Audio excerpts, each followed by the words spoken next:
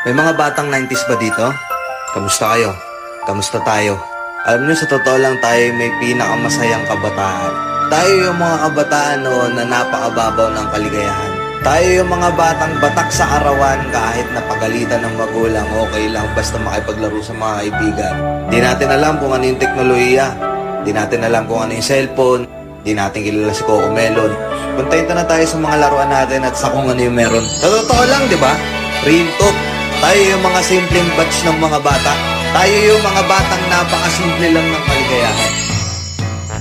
こんなこといいな、できたらいいな、あんな夢こんな夢いっぱいあるけど。 Umpisahan na natin ang kwento kung saan tayo nag-umpisa noong tayo ay bata pa.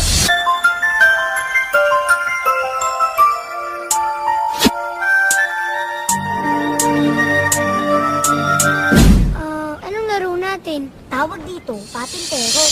Mga bata, tara na sa batibot! Pagmulat ng mata, langit na katawa sa batibot. Sa batibot, tayo nang magpunta, tuklasin sa batibot ang tuwa, ang saya. Doon sa batibot tayo na, mga bata sa batibot, maliksi, masigla. Doon sa batibot tayo na, mga bata sa batibot, maliksi, masigla. Nay, paglaki ko, gusto ko po maging guro.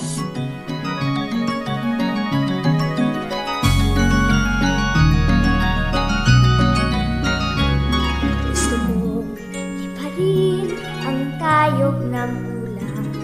Gusto kong sisirin ang lalim ng dagat. Gusto kong akyatin ang tuktok ng bundok. Tuklasin ang hiwagang sa puso ko'y bumabalot. Nay, malapit na ako sa pangarap ko. Nay, isa na po akong ganap na guro. Hiraya manawari, hiraya manawari, mga pangarap natin, ating abutin. Ang kapangyarihan nasa puso natin, hiraya manawari, ating abutin. Kamusta na? Minsan din bang sumagi sa iyong isipan ang panahon na kung saan ang oras ay nakatuon noon sa mga larong pambata na hindi na masyadong nakikita ngayon? Ito yung mga panahon na ang tsinelas ay ang pamato sa pagtira sa lata ng sardinas na inulam pa kahapon. Ang pagguhit ng mga linya sa kalsada ay ang hudyat na magsisimula na tayong maglaro ng pikot patintero at maghahabulan sa mga damuhan para lamang magtago-taguan kasabay ng pagpatak ng mga pawi sa katawan na parang di alintana ang kapaguran at siyang magsasabi na ang pag-ikot ng mundo'y walang katapusan. Ang kasiyahan ng bawat isa ay hindi matutumbasan ng bagay na hindi naman natin hangarin. Sarap balikan ng alaala sa pagkabata na unti-unti na nating nakakalimutan. Kung bibigyan ka ng pagkakataon na makausap yung batang ikaw, anong sasabihin mo sa kanya?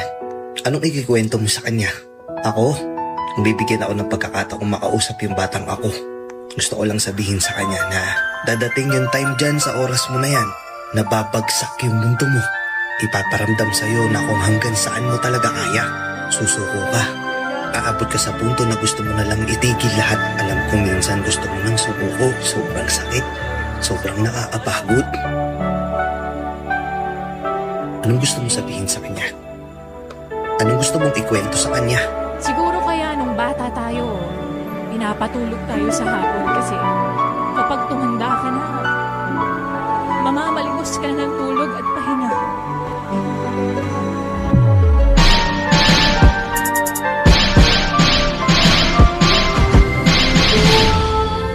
Para sa batang ako, huwag ka dito.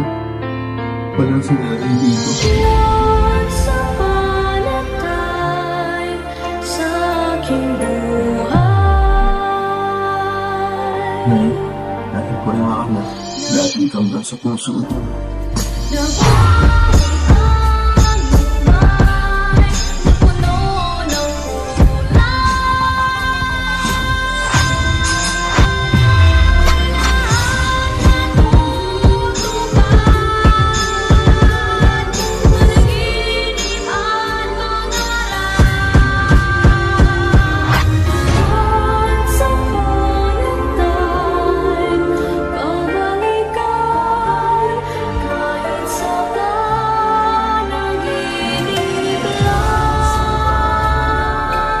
Ngayon alam ko na.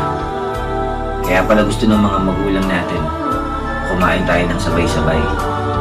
Kasi darating ang panahon, mag-isa ka na lang kakain sa lamesa. Salamat, Ma.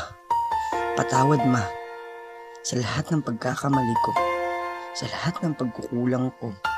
Sa lahat ng pagrespeto sa'yo. Kulang ang salitang patawad at salamat sa mga sakripisyo mo. Salamat, Ma, kung hindi dahil sa'yo di ako malilikha. Salamat sa Diyos, Ma. Hindi ko ng tao.